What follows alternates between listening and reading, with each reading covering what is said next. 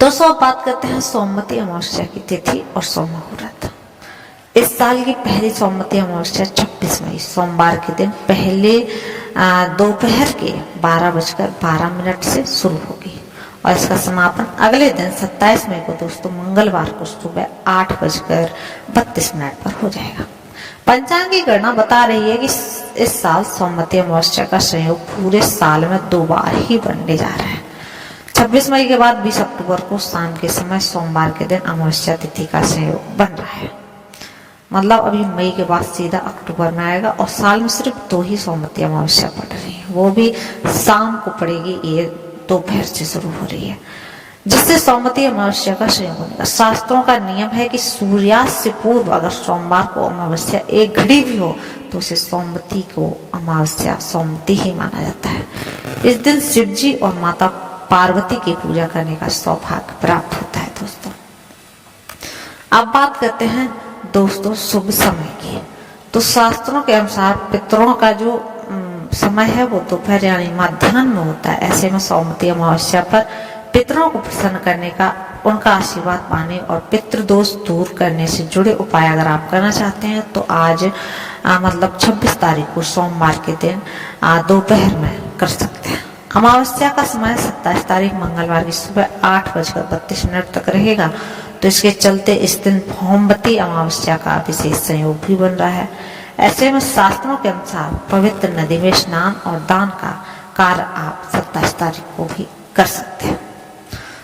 सोमवती अमावस्या की पूजन विधि की अब बात करते हैं। तो इस दिन आप सुबह जल्दी उठ जाइए और स्नान आदि कर लें। इसके बाद भगवान शिव और माता पार्वती के मंदिर जाकर विधि विधान से और सच्चे मन से उनकी पूजा करें। साथ ही शिवलिंग और पार्वती माता की प्रतिमा पर 7 या 11 बार विषम संख्या में, मतलब 7, 11, 21 विषम संख्या में कच्चा सूत लपेटें। ऐसा करने से जातक का वैवाहिक जीवन खुशहाल बना रहता है। शिव जी और माँ पार्वती की पूजा करने के साथ साथ इन दिन पुरुषों को पीपल के पेड़ की 108 बार परिक्रमा करनी चाहिए। वहीं इस दिन वट सावित्री व्रत होने से महिलाओं को वट वृक्ष की 108 बार कच्चा सूत लपेटते हुए परिक्रमा दोस्तों करनी चाहिए। साथ ही 1 लोटा जल में थोड़ा सा गुड़ और दूध मिलाकर उसे वट वृक्ष पर अर्पित करें और काले चने को भिगोकर उन्हें प्रसाद के रूप में चढ़ाएं। सोमवती अमावस्या के दिन आप भगवान शिव और पार्वती माता को मौसमी फल भी चढ़ा सकते हैं। इसके बाद सोमवती अमावस्या की कथा का पाठ और श्रवण करें और जो शिव पार्वती की कृपा से सुख और सौभाग्य की आपको प्राप्ति मिलेगी। दोस्तों हमारे यहाँ हमारी मम्मी और भाभी लोग जो हैं वो हमारे यहाँ सोमवती अमावस्या को 108 चीजें हम लोग रखते हैं। जैसे कुछ भी हो सकता है, वो कोई कपड़ा हो सकता है, कोई खाने की चीज हो सकती है, पैसे हो सकते हैं। आप जैसे पैसे ले लो, एक एक के सिक्के 108 और उसके बाद एक एक परिक्रमा लगाते जाओ और एक एक सिक्का डालते जाओ। और उसके बाद हमारे जो मान्य रहते हैं, मान्य बच्चे या हमसे जो बड़े रहते हैं उनको वो वितरित कर देती हैं और कन्याओं को भी वो वितरित करती हैं। और एक सोमवती अमावस्या को दोस्तों एक ही प्रकार की चीज डालती हैं अपनी लाइफ में। दोबारा डालेंगी तो कुछ और दूसरा डालेंगी, ना कि पैसे डालेंगी, और दोबारा डालेंगे तो कुछ और। जितनी भी सोमवती अमावस्या आती हैं दोस्तों वो इसी तरह करती हैं। आपके यहाँ कैसा होता है कमेंट बॉक्स में अवश्य लिखें। और हमें प्रतिवर्ष जेठ माह की अमावस्या को उत्तर भारत की सुहागिन स्त्रियां द्वारा जेठ मास की पूर्णिमा को दक्षिण भारत की सुहागिन महिलाओं द्वारा वट सावित्री व्रत का पर्व दोस्तों मनाया जाता है। कहा जाता है कि वट वृक्ष की जड़ों से ब्रह्मा, तने भगवान विष्णु और डालियां व पत्तियों में भगवान शिव का निवास स्थान माना जाता है। इस व्रत में महिलाएं वट वृक्ष की पूजा करती हैं। सती सावित्री की कथा सुनने व वाचन करने में सौभाग्यवती महिलाओं की अखंड सौभाग्य की कामना पूरी होती है। तो दोस्तों आज हम सुनाने वाले जा रहे हैं सत्यवान सावित्री की व्रत कथा। पौराणिक, प्रामाणिक व प्रचलित वट सावित्री व्रत कथा के अनुसार सावित्री की पति जो थे वो अल्पायु थे। उसी समय देव ऋषि नारद आए और सावित्री से कहने लगे, तुम्हारा पति तो अल्पायु है, आप कोई दूसरा वर मांग लें। पर सावित्री ने कहा, मैं एक हिंदू नारी हूँ, पति को एक बार ही चुनती हूँ। इसी समय सत्यवान के सिर में अत्यधिक पीड़ा होने लगी। सावित्री ने वट वृक्ष के नीचे अपने गोद में पति के सिर को रख उसे लेटा दिया। उसी समय सावित्री ने कहा, अनेक यमदूतों के साथ यमराज आ पहुंचे। सत्यवान के जीव को दक्षिण दिशा की ओर लेकर जा रही थी। यह देख सावित्री भी यमराज के पीछे पीछे चलने लगी। उन्हें आता देख यमराज ने कहा कि हे पतिव्रता नारी, पृथ्वी तक ही पत्नी अपने पति का साथ देती है, आप तुम वापस लौट जाओ। इस बात पर सावित्री ने कहा, जहां मेरे पति रहेंगे मुझे उनके साथ ही रहना है, यही मेरा पत्नी धर्म है। सावित्री के मुख से यह सुन यमराज बड़े प्रसन्न हुए। उन्होंने सावित्री को वर मांगने को कहा और बोले, मैं तुम्हें 3 वर देता हूँ, बोलो तुम कौन से 3 वर लोगी। तब सावित्री ने सास ससुर के लिए नेत्र ज्योति मांगी, ससुर का खोया हुआ राज्य वापस मांगा और अपने पति सत्यवान के 100 पुत्रों की मां बनने का वरदान मांग लिया। सावित्री के यह तीनों वरदान सुनने के बाद यमराज ने उसे आशीर्वाद दिया और कहा, तथास्तु ऐसा ही होगा। सावित्री पुनः उसी वट वृक्ष के पास लौट आई जहाँ सत्यवान मृत पड़ा था। सत्यवान के मृत शरीर में फिर से संचार हुआ। इस प्रकार सावित्री ने अपने पतिव्रता व्रत के प्रभाव से न केवल अपने पति को पुनः जीवित करवाया, बल्कि सास ससुर के नेत्र ज्योति भी प्रदान करते हुए उनके ससुर को खोया हुआ राज फिर से दिलवाया। तभी से वट सावित्री अमावस्या और वट सावित्री पूर्णिमा के दिन वट वृक्ष का पूजन अर्चना किया जाता है। यह व्रत करने से सौभाग्यशाली महिलाओं की मनोकामना पूर्ण होती है और उनका सौभाग्य अखंड रहता है। सावित्री ने पतिव्रता धर्म की कथा का सार यह है कि एक निष्ठ पति परायणा स्त्रियां अपने पति को सभी दुख और कष्टों से दूर रखने में समर्थ होती हैं। जिस प्रकार पतिव्रता धर्म के बल से ही सावित्री ने अपने पति सत्यवान को यमराज के बंधन से छुड़ा लिया था, इतना ही नहीं, खोया हुआ राज्य तथा अंधे सास ससुर की नेत्र ज्योति भी वापस दिला ली। उसी प्रकार महिलाओं को अपना गुरु केवल पति को ही मानना चाहिए। गुरु दीक्षा के चक्कर में इधर उधर नहीं भटकना चाहिए। दोस्तों, अब हम आपको सुनाने वाले हैं सोमवती अमावस्या के दिन कौन सी जो कथा होती है वो करते हैं उसके बारे में, क्योंकि अब की बार जो अमावस्या है वो उसी दिन वर अमावस्या है और उसी दिन सोमवती अमावस्या है, क्योंकि वो सोमवार को पड़ रही है। दोस्तों, सोमवार को पड़ने वाली सोमवती अमावस्या कहते हैं। यह अमावस्या हिंदू धर्म में विशेष धार्मिक महत्व रखती है। इस दिन सुहागिन महिलाएं अपने पति की दीर्घायु की कामना करके व्रत रखने का विधान है। इस दिन मौन व्रत रखने से भी सहस्त्र गौदान का फल प्राप्त होता है, ऐसा पुराण है जो अपने उनमें वर्णन किया गया है। विशेषकर सोमवार को भगवान शिव जी का दिन माना जाता है, इसलिए सोमवती अमावस्या पर शिव जी की आराधना पूजा अर्चना की जाती है। इसलिए सुहागन महिलाएं पति की दीर्घायु की कामना करते हुए पीपल के वृक्ष में शिव जी का वास मानकर उनकी पूजा और परिक्रमा करती है। पुराणों के अनुसार सोमवती अमावस्या पर स्नान दान करने की भी परंपरा है। वैसे तो इस दिन गंगा स्नान का विशिष्ट महत्व है, परंतु जो लोग गंगा स्नान करने नहीं जा पाते वो किसी भी नदी या सरोवर तट आदि में स्नान कर सकते हैं।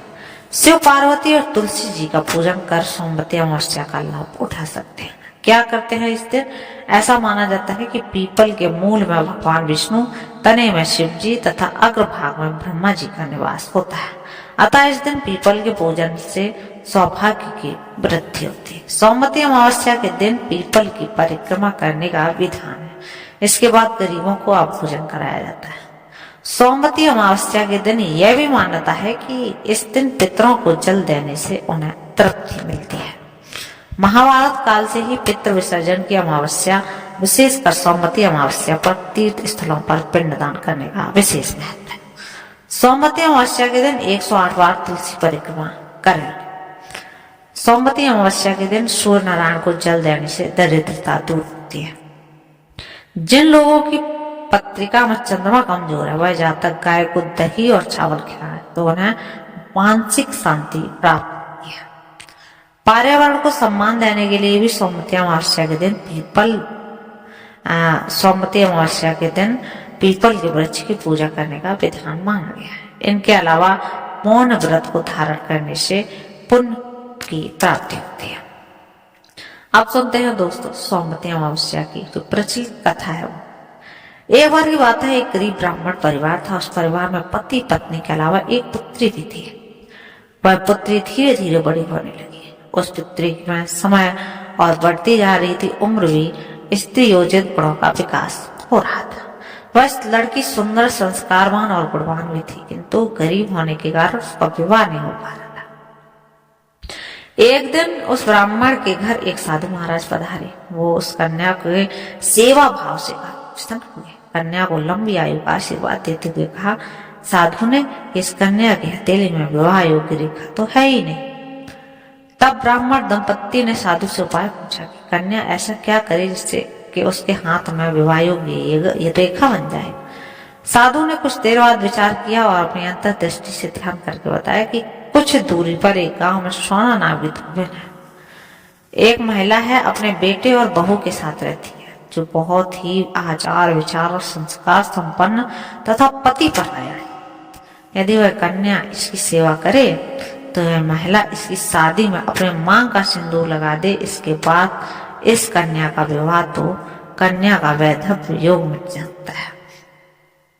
साधु ने यह भी बताया कि वह महिला कहीं आती जाती नहीं है। यह बात सुनकर ब्राह्मणी ने अपनी बेटी से धोबन की सेवा करने की बात कही। अगले दिन कन्या प्रातः काल ही उठकर सोना धोबन के घर जाकर साफ सफाई और अन्य सारे कार्य करने लग गई। एक दिन सोना धोबन अपनी बहू से पूछती है कि तुम तो सुबह ही उठकर सारे काम कर लेती हो, पता भी नहीं चलता। बहू ने कहा, माँ जी मैं तो सोच रही थी आप ही सुबह उठकर सारे काम खुद कर लेती हैं, मैं तो देर से उठती हूँ। इस पर दोनों सास बहू निगरानी करने लगी, कौन है जो सारा काम करके चला जाता है। कई दिनों के बाद धोबन ने देखा कि एक कन्या मुंह को बांधे हुए अंधेरे घर में आती है और सारे काम करने के बाद चली जाती है। जब वह जाने लगी तो सोना धोबन ने उसके पैर पर गिर पड़ी और पूछने लगी कि तुम कौन हो और इस तरह छुपकर मेरे घर की चाकरी क्यों कर रही हो। तब कन्या ने साधु द्वारा कही गई सारी बात बताई। सोना धोबन पति परायण थी, उसमें तेज था, वह तैयार हो गई। सोना धोबन ने पति थोड़ा अस्वस्थ था, उसने अपने बहू से अपने लौट आने तक घर पर ही रहने को कहा कि आपको कहीं जाना नहीं है। सोना धोबन ने जैसे ही अपने मांग का सिंदूर उस कन्या की मांग में लगाया, उसका पति मर गया। उसे इस बात का पता नहीं चला। वह घर से निराजल ही चली थी। वह सोचकर ही रास्ते में कहीं पीपल का पेड़ मिलेगा तो उसे भौरी देकर उसकी परिक्रमा करके ही जल ग्रहण करेंगे। उस दिन सौमती अमावस्या थी। ब्राह्मण के घर मिले पुए पकवान जो भी थे, उसने उन टुकड़ों को 108 बार भौरी लेकर 108 बार पीपल के पेड़ की परिक्रमा की और उसके बाद जल ग्रहण किया। ऐसा करते ही पति के मुर्दा शरीर में वापस जान आ गई। धोबन का पति वापस जीवित हो रहा है। इसलिए सौमती अमावस्या के दिन से शुरू करके जो व्यक्ति हर अमावस्या के दिन भौरी देता है उसके सुख सौभाग्य में वृद्धि होती है। पीपल के पेड़ सभी देवों का वास होता है। तथा जो व्यक्ति हर अमावस्या को न कर सके वह सोमवार को पड़ने वाली अमावस्या के दिन 108 वस्तुओं कुछ भी हो सकता है वो आप लेकर उसकी परिक्रमा लगाएं और तुलसी की या पीपल के पेड़ की और गौरी गणेश का पूजन करें और अखंड सौभाग्य की प्राप्ति होती है। ऐसा प्रचलित परंपरा है दोस्तों कि पहली सौमती अमावस्या के दिन धान, पान, हल्दी, सिंदूर और सुपारी की भौरी दी जाती है। इसके बाद सौमती अमावस्या को अपने सामर्थ्य के हिसाब से आप फल, मिठाई, सुहाग की सामग्री, खाने की सामग्री कुछ भी आप डाल सकते हैं।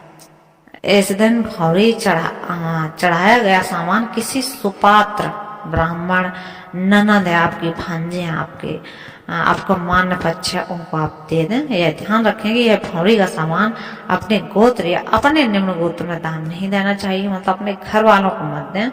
बाकी आप दे सकते हैं, किसी को, कन्याओं को दे दें जिस हिसाब से आपकी वस्तुएं हैं।